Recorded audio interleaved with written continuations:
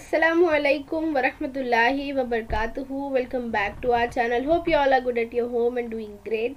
आज जो है हम लोग देखने वाले हैं क्लास 10th का साइंस 2 का 7th chapter introduction to microbiology यानी खुर्दबीनी हयातियात का तारुफ। इसके जो है क्वेश्चन आंसर देखेंगे। अगर आपको जो है इसके एक्सप्लेनेशन देखना है तो आपको ऊपर आई बटन पर उसकी लिंक मिल जाएगी। आप लोग जो है डिस्क्रिप्शन बॉक्स भी चेक कर सकते हैं। तो चलिए शुरू करते हैं। सबसे पहला सवाल है, दिए हुए मुतबादिल में से मुनासिब मुतबादिल का इंतखाब करके जुमला दोबारा लिखिए यानी फिल इन द ब्लैंक्स और उसकी वजाहत कीजिए। मोस्टली अगर पेपर के हिसाब से देखा जाए तो सवाल नंबर 1 में सिर्फ खानापुरी पूछी जाती है, उसकी वजाहत नहीं पूछी जाती, लेकिन वो स्टेटमेंट खानापुरी का जो है आगे 2 मार्क के लिए या 3 मार्क के लिए वजाहत के लिए पूछा जा सकता है। सबसे पहला है इसमें, लैक्टिक एसिड की वजह से दूध की प्रोटीन की डैश का अमल अंजाम पाता है, तो इसका जवाब है बस्तगी। वजाहत है, दूध को पॉस्चराइज करने के बाद लैक्टोबैसिली जरासीम की मदद से दूध में तखमीरी अमल किया जाता है। इस तामुल में दूध की लैक्टोज शक्कर लैक्टिक एसिड में तब्दील हो जाती है, जिसकी वजह से दूध की प्रोटीन मुंजमिद हो जाती है, उसे जो है बस्तगी कहते हैं। सेकेंड है, प्रोबायोटिक्स की वजह से आंतों में मौजूद डैश जैसे नुकसानदा बैक्टीरिया का खात्मा होता है, तो क्लस्ट्रेडियम जो है इसका आंसर होगा। वजाहत है, दूध में फ़ाल बैक्टीरिया होते हैं जो इंसानी जिस्म की आंतों में खुर्दबीनी जानदारों को मुतवाजन रखते हैं। ये ग़िज़ा के हाजमे में मदद करने वाले खुर्दबीनी जानदारों में इजाफा करते हैं और क्लस्ट्रेडियम जैसे नुकसानदा खुर्दबीनी जानदारों को ख़त्म करते हैं। उसके बाद है, सिरके को साइंसी इस्तिलाह में डैश कहते हैं, तो 4% ऑफ एसिटिक एसिड जो है वो सिरके को साइंसी इस्तिलाह में कहते हैं। वजाहत बहुत सिंपल सी है, कीमियाई तौर पर सिरका जो है वो 4% ऑफ एसिटिक एसिड होता है। ये एक अच्छा ग़िज़ाई मुहाफ़िज़ भी साबित होता है। नेक्स्ट है, कैल्शियम और लोहे की कमी को दूर करने वाला नमक डैश से तैयार किया जाता है, तो वो नमक ग्लूकोनिक तेज़ाब से तैयार किया जाता है। वजाहत है, स्प्रिजिलिस नाइगर नामी खुर्दबीनी जानदार ग्लूकोज और कॉन्स्टेप अल्कोहल को अमाइनो एसिड में तब्दील करते हैं, जिसे ग्लूकोनिक तेज़ाब कहते हैं। ग्लूकोनिक एसिड कैल्शियम और लोहे की कमी को दूर करने वाले नमक की तैयारी में इस्तेमाल होता है। उसके बाद है, मुनासिब जोड़ियाँ लगाइए। जोड़ियाँ जो है आपको सुतून अलिफ और सुतून बे टेक्स्ट बुक में दी गई थी। आप जब भी इसका जवाब लिखे तो या तो आप जो है 3 कॉलम बनाकर लिखे, यानी सुतून अलिफ और जवाब का कॉलम सिर्फ 2 बना सकते हैं, या फिर सुतून अलिफ सुतून बे और बीच में जवाब का कॉलम बनाएं। यहाँ जो है वो सुतून अलिफ और जवाब हम देखते हैं। ज़ाइलिटाइल ये जो है वो मिठास पैदा करने के लिए इस्तेमाल होता है। साइट्रिक एसिड से तेजाबियत पैदा होती है। लाइकोपेन रंग के लिए इस्तेमाल होता है और नाइसिन खुर्दबीनी जानदारों पर काबू रखने के लिए इस्तेमाल होता है। नेक्स्ट है, दर्जल सवालों के जवाब लिखिए। इसमें मिक्स्ड क्वेश्चन है, कुछ क्वेश्चन जो है वो छोटे हैं, कुछ क्वेश्चन जो है वो 3 या 4 मार्क के लिए भी पूछे जा सकते हैं। जिसमें पहला है, खुर्दबीनी हयाती अमल के ज़रिए कौन कौन से ईंधन हासिल होते हैं, इन ईंधनों के इस्तेमाल की तरगीब क्यों ज़रूरी है। सबसे पहला सवाल जो है, ईंधन कौन कौन से हासिल होते हैं, तो पहले वो देखेंगे। बड़े पैमाने पर पैदा होने वाले शहरी ज़रई सनती कचरे का खुर्दबीनी जानदारों के ज़रिए गैर ऑक्सीजनी तज्जिया करके मीथेन गैस का ईंधन हासिल होता है, ये पहला ईंधन हासिल हुआ। दूसरा, सेक्रोमाइसिस नामी खमीर को जब गन्ने के बाकियात में मिलाते हैं तब एथेनॉल अल्कोहल नामी एक साफ धुएं के बगैर का ईंधन मिलता है, दूसरा ईंधन मिल गया। तीसरा है, हाइड्रोजन गैस को मुस्तकबिल का ईंधन माना जाता है, तो पानी का हयाती ज़ियाई तहलील में जरासीम ज़ियाई तहलील करते हैं और हाइड्रोजन गैस इखराज होता है। ये जो है वो 3 तरह के ईंधन हासिल होते हैं, हमने नाम गिना दिया। अब जो है दूसरा सवाल है, ईंधनों के इस्तेमाल की तरगीब क्यों ज़रूरी है, यानी ये ईंधन जो है वो क्यों इस्तेमाल किए जा रहे हैं। तो मौजूदा रिवायती ईंधन जैसे रकाजी ईंधन आमतौर पर फ़िज़ाई आलूदगी में इजाफा करते हैं और इन ईंधनों के ज़राए भी महदूद हैं। नए ज़माने की तवानाई के ज़राए में खुर्दबीनी हयाती अमल के ज़रिए हासिल करदा हयातियाती ईंधन एक अहम ज़रिया है, जिसे हम आसानी से बड़े पैमाने पर ईंधन हासिल कर सकते हैं। नेक्स्ट है, समुंदर या दरिया की सतह पर फैली हुई तेल की तह किस तरह साफ़ की जाती है, तो आपकी टेक्स्ट बुक में पैराग्राफ दिया है। समुंदर में मुख्तलिफ वजूहात की बिना पर पेट्रोलियम तेल का रिसाव होता है। ये तेल आबी जानदारों के लिए ख़तरनाक और जहरीला हो सकता है। पानी पर तैरने वाले तेल की तह को तकनीकी तरीके से दूर करना आसान नहीं, लेकिन एल्केनी वोरेक्स बार्कियोमेसिस और स्यूडोमोनास बैक्टीरिया में पेरेडेंस और दीगर केमिकल को ख़त्म करने की सलाहियत होती है, जिसकी वजह से तेल की तह को ख़त्म करने के लिए इन बैक्टीरिया के ग्रोह का इस्तेमाल किया जाता है। इनको हाइड्रोकार्बोनोक्लास्टिक बैक्टीरिया यानी HCB कहते हैं। HCB जो है वो हाइड्रोकार्बन को तहलील करके उसकी कार्बन का ऑक्सीजन से मिलाप किया जाता है। इस अमल में कार्बन डाइऑक्साइड और पानी तैयार होता है। नेक्स्ट है तेजाब के छिड़काव से आलूदा मिट्टी किस तरह दोबारा जरखेज बनाई जाती है। तो तेजाब के छिड़काव की वजह से जमीन की जरखेजी कम हो जाती है। एसिडोबैसिलस फेरोऑक्सीडिनस बैक्टीरिया और एसिडिफिलियम बैक्टीरिया के लिए सल्फ्यूरिक एसिड जो है वो तवानाई का जरिया है। ये बैक्टीरिया सल्फ्यूरिक एसिड पर काबू पा लेते हैं और इस तरह मुनासिब बैक्टीरिया के इस्तेमाल से जमीन दोबारा जरखेज बनाई जा सकती है। नामियाती ज़राअत में हयाती हशरात कश की अहमियत वाज़ेह कीजिए। हयाती हशरात कश मादों के इस्तेमाल से मिट्टी की आलूदगी कम से कम होती है, जबकि कीमियाई हशरात कश मादों से मिट्टी की आलूदगी में इजाफा होता है। कीमियाई हशरात कश दवा और जरासीम कश दवा में फ्लोरोएसिटामाइड जैसे कीमियाई मादे मिट्टी में शामिल हो जाते हैं। उनकी वजह से मिट्टी आलूदा होती है। ये नबातात और जानवरों के लिए भी खतरनाक है। बैक्टीरिया और फफूंद से हासिल होने वाले और फसलों के कीड़े मकोड़े बीमारियों के जरासीम का खात्मा करने वाले माइयात बैक्टीरिया से हासिल होने वाली टॉक्सिन्स हयाती टेक्नोलॉजी की मदद से बराह रास्त नबातात में दाखिल की जाती है। कीड़ों के लिए जहरीली होने की वजह से कीड़े इनको नहीं खाते। बैक्टीरिया के जैसे ही फफूंद और वायरस का इस्तेमाल करके भी जो हशरात कश दवाओं के तौर पर होता है, जैसे कि फफूंद पर अमल से मिलने वाली जेली पैदावार स्पाइनोसिड हयाती हशरात कश की मिसाल है। उसके बाद है प्रोबायोटिक्स ग़िज़ाएं मशहूर और पसंदीदा होने की असबाब क्या है, यानी वजह क्या है। ये जो है वो काफ़ी इंपॉर्टेंट क्वेश्चन है। प्रोबायोटिक्स बैक्टीरिया, पहले हम थोड़ा सा इंट्रो देंगे सिर्फ बताने के लिए कि प्रोबायोटिक्स होते क्या है। प्रोबायोटिक्स बैक्टीरिया इंसानी जिस्म की आंख में खुर्दबीनी जानदार को मुतवाज़िन रखते हैं, यानी ग़िज़ा के हाज़मे में मदद करने वाले खुर्दबीनी जानदारों में इजाफा करते हैं और नुकसानदा खुर्दबीनी जैसे क्लास्ट्रेडियम को ख़त्म करते हैं। अब जो है मेन आंसर पर आएंगे कि आजकल प्रोबायोटिक्स की इतनी अहमियत क्यों हासिल है। तो नंबर 1, ये पैदावार हमारी ग़िज़ा की नाली में मुफीद खुर्दबीनी जानदार पैदा करके दीगर खुर्दबीनी जानदार और उनके तहव्वुल के अमल पर काबू रखती है और उनकी सलाहियत बढ़ाती है। नंबर 2, तहव्वुल के अमल के दौरान तैयार होने वाली मुज़िर अशिया के मुज़िर असर को कम से कम करती है। नंबर 3, एंटीबायोटिक्स की वजह से ग़िज़ा की नाली में मुफीद खुर्दबीनी जानदार नाकारा हो जाते हैं, उनको दोबारा फ़ाल करने का काम प्रोबायोटिक्स अंजाम देते हैं। और नंबर 4, पेचिश के इलाज और मुर्गियों के इलाज के लिए आजकल प्रोबायोटिक्स का इस्तेमाल किया जाता है। ये चीज़ जो है आपको वेब खाके में भी जो है पूछी जा सकती है।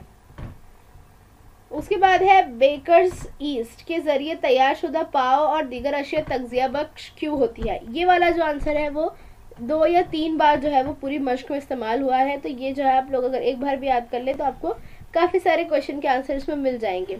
अनाज के आटे से मुख्तलिफ किस्म के पाव तैयार किए जाते हैं। आटे में बेकरी ईस्ट, सेक्रोमाइसिस सेरेविस, पानी, नमक और दीगर ज़रूरी अशिया मिलाकर उसका गोला तैयार करते हैं। ईस्ट की वजह से आटे में मौजूद कार्बोहाइड्रेट की तख़मीर होकर शक्कर, कार्बन डाइऑक्साइड और एथेनॉल में तब्दील हो जाती है। कार्बन डाइऑक्साइड की वजह से आटा फूल जाता है और उसे सेक कर जालीदार पाव जो है वो हासिल करते हैं।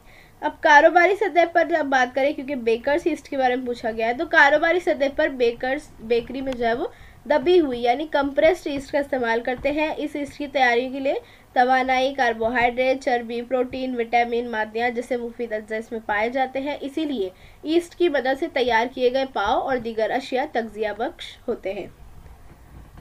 घरेलू कचरे की मुनासिब नक्कासी के लिए कौन सी एहतियाती तदाबीर इख्तियार करनी चाहिए। अब ये कुछ इस तरह का सवाल है जिसमें हमारा पूरा पर्सनल रिस्पॉन्स जाएगा, यानी घर के जो कचरे निकलते हैं उसकी जो है नक्कासी के लिए आप लोग कौन सी एहतियाती तदबीर कर सकते हैं। तो इसमें सबसे सिंपल चीज़ वही है कि इसे जो है वो गीला कचरा और सूखा कचरा 2 अलग अलग सेक्शन में डिवाइड किया जाए, तो फिर जो है गीले कचरे का अपना इंतज़ाम होगा और सूखे कचरे का अपना।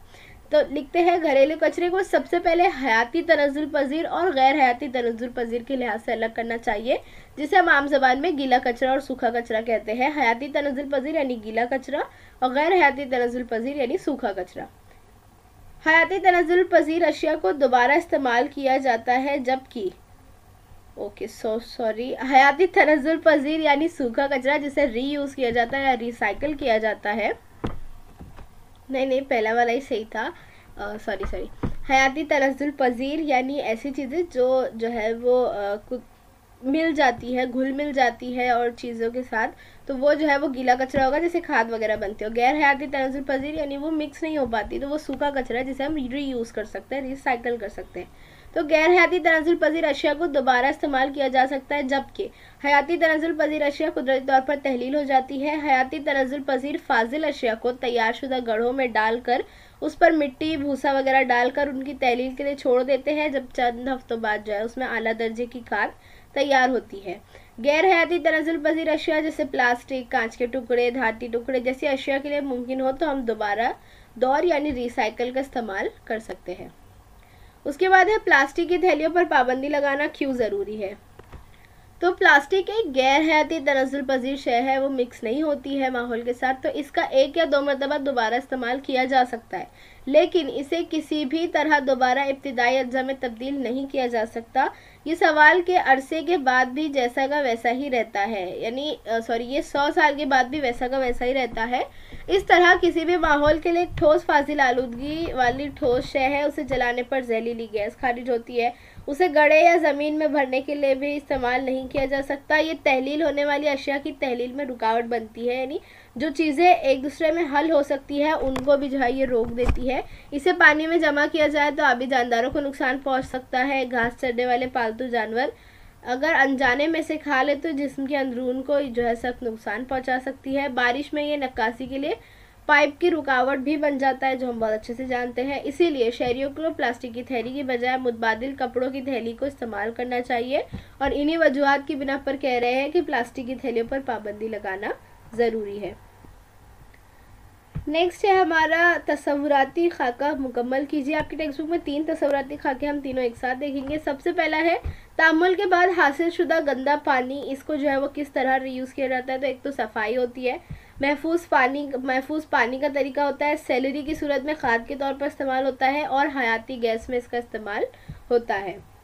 उसके बाद है जेनेथिन गोंद जो है उसका इस्तेमाल लिखना है। तो खाद की तैयारी में, रंगों की तैयारी में, आला मेयार की ग़िज़ा की तैयारी में, कपड़ों के रंग के लिए, टूथपेस्ट की तैयारी में और घास कश वगैरह में जो है वो इसका इस्तेमाल होता है। अब है खुर्दबीनी जानदार, तो इनका कहाँ पर जो है वो इस्तेमाल हुआ है। तेल के रिसाव में ये कारआमद साबित हुए, गंदे पानी के इंतज़ाम में, ज़मीन का भराव, हयाती ईंधन की तैयारी, हयाती गैस और कंपोस्टिंग, और खुर्दबीनी जानदारों के टीके इसमें जो इस्तेमाल हुए। जितनी भी आपकी साइड हेडिंग्स थी वो जो है वो इसमें आएगी, खुर्दबीनी जानदारों के इस्तेमाल यानी उनका इतलाक़ किस तरह हुआ। अब है साइंसी वजूहात लिखिए, और टेक्सचुअल साइंसी वजूहात काफ़ी इंपॉर्टेंट है, तो आप लोग मिस नहीं कीजिए इनको। सनती खुर्दबीनी हयातियात में तब्दील शुदा जानदारों के इस्तेमाल में इजाफा हुआ। सनती खुर्दबीनी जानदारों के कारोबारी इस्तेमाल से मुतालिक साइंस होने की वजह से इसके मुताले में इक्तिसादी, समाजी, माहौलियाती नज़रियात, अहम तामुलात और पैदावार शामिल है। इसके लिए फ़ायदेमंद खुर्द हयाती तामुलात बड़े पैमाने पर किए जाते हैं, जैसे सनती तौर पर तखमीरी अमल का इस्तेमाल करके मुख्तलिफ अशिया बनाना, जैसे पाव, पनीर, वाइन, कीमियाई अमल के लिए दरकार खाम माल, खामरे, ग़िज़ाई अज्जा, मुख्तलिफ दवाएँ वगैरह। इसके अलावा कचरे का मुनासिब इंतज़ाम, आलूदगी पर काबू पाने के लिए खुर्दबीनी जानदारों का इस्तेमाल किया जाता है। इनका इस्तेमाल जो है ज़राअत के शोबे में भी होता है। दूसरा है मुसफ़ा यानी डिटर्जेंट में खुर्दबीनी हयाती तामुलात से हासिल शुदा खामरे मिलाए जाते हैं। तो मुसफ़ा में खामरे शामिल करने का अहम फ़ायदा ये है कि कम तपिश पर भी मैल निकाला जाता है और कपड़े साफ धुलते हैं। इस तरह तवानाई की बचत होती है, बेहतर नताइज निकलते हैं। नेक्स्ट है कीमियाई सनद में कीमियाई अमल अंगेज़ की बजाय माइक्रोबायोटिक्स खामरे इस्तेमाल करते हैं। ये एक इम्पॉर्टेंट वजूहात है। कीमियाई सनत में आजकल कीमियाई अमल अंगेज़ की बजाय खुर्दबीनी जानदार से हासिल किए गए खामरे इस्तेमाल किए जाते हैं। वजह यह है कि दर्ज हरारत, pH और दबाव की सतह कम होने के बावजूद ये खामरे फ़ाल रहते हैं। तवानाई की बचत होती है और ताकुल रोकने के लिए महंगे आलात की ज़रूरत नहीं पड़ती। खामरे मखसूस अमली अंजाम देते हैं तो गैर ज़रूरी हासिलात नहीं बनते, तखलीस का खर्चा भी कम होता है। खुर्दबीनी हयाती कामरों के तामुलात में बेमुसरिफ अशिया का अखराज और उनका तज्जिया जैसे अमल नहीं होते, इसलिए इन्हें दोबारा भी इस्तेमाल कर सकते हैं। इन्हें जो है वो माहौल दोस्त खामरे भी कहते हैं। ये स्टेटमेंट भी आपको आ सकता है कि खामरों को माहौल दोस्त खामरे क्यों कहा जाता है, तो आंसर जो है वो सेम होगा। अब फिर से सवाल है, दर्जन सवालों के जवाब लिखिए। इसमें भी जो है मिक्स्ड काइंड ऑफ क्वेश्चन है। सबसे पहला है कंपोस्ट खाद की तैयारी में खुर्दबीनी जानदारों की क्या अहमियत है। तो खुर्दबीनी हयाती जानदार कुदरती तौर पर तहलीली अमल अंजाम देते हैं, यानी हल करने का अमल अंजाम देते हैं।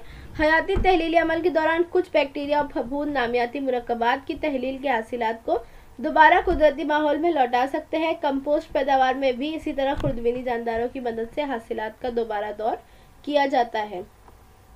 पेट्रोल और डीजल में एथेनॉल मिलाने से क्या फ़ायदा है? ये एक बहुत इंपॉर्टेंट आंसर है।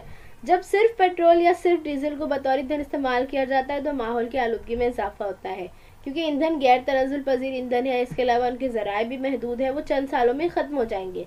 लेकिन जब पेट्रोल और डीजल के साथ एथेनॉल मिलाने से जो है आलूदा अज्जा जैसे कार्बन डाइऑक्साइड है या हाइड्रोकार्बन है, उनका तनासुब कम होता है। एथेनॉल मिलाने से महंगे पेट्रोल और डीजल की कीमतें भी कम हो जाती है, और सबसे बड़ी बात, एथेनॉल बिगर धुएं के साथ जलता है। ईंधन हासिल करने के लिए किन नबातात की काश्त की जाती है? तो गेहूं, मकई, चुकंदर, गन्ने और गन्ने के मेल से एथेनॉल की सूरत में ईंधन हासिल किया जाता है। इसके अलावा हयाती डीजल के लिए सोयाबीन, जड़ोपा, महुआ, राई, सूरजमुखी, पाम, पटसन और मखसूस किस्म की काई से ईंधन हासिल किया जाता है। उसके बाद है हयाती मादों यानी बायोमास से कौन कौन से ईंधन हासिल होते हैं? हयाती कमियत से हयाती गैस और हयाती डीजल हासिल किए जाते हैं, जैसे जानवरों के गोबर से, और गोबर की तखमीर से मीथेन गैस हासिल होती है। गोबर गैस प्लांट वगैरह आप लोगों ने देखा होगा। मीथेन से मिथेनॉल हासिल किया जाता है। गन्ने और उसके मैल से एथेनॉल हासिल किया जाता है। कुछ बीजों से भी एथेनॉल हासिल होता है, और कुछ ममालिक में जो है ऐसे खास बीज उगाए जाते हैं जिससे मीथेन गैस जो है वो हासिल की जा सके। पाव जालदार किस तरह बनते हैं? ये वही सेम आंसर है जैसे पहले हमने एक बार देखा था। अनाज के आटे से मुख्तलिफ किस्म के पाव तैयार होते हैं। आटे में बेकरी ईस्ट, सेकेरोमाइसोस सेरेविस, पानी, नमक, दीगर ज़रूरी अशिया मिलाकर उसका गोला तैयार करते हैं। ईस्ट की वजह से आटे में मौजूद कार्बोहाइड्रेट की तखमीर होकर शक्कर, कार्बन डाइऑक्साइड और एथेनॉल में तब्दील हो जाता है।